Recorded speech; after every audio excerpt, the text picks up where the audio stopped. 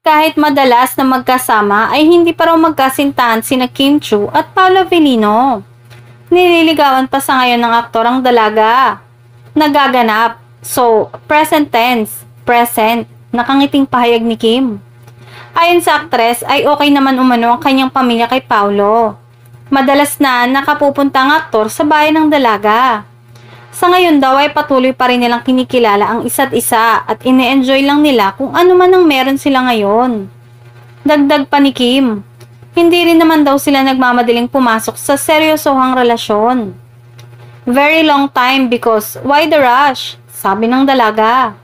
Samantala, nabanggit din ni Kim na okay daw, pati ang kanyang mga kaibigan kay Paolo, kaya wala siyang nakikitang problema sa kanilang relasyon ngayon.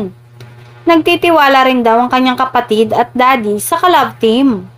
Matatandaang nagsimulang maging close ang dalawa nang magkasama ang dalawa sa serye na Linlang. Say naman ng Kim Pao fans, wife material daw si Kim, kaya payo nila kay Paolo, wag nang pakawalan ng leading lady.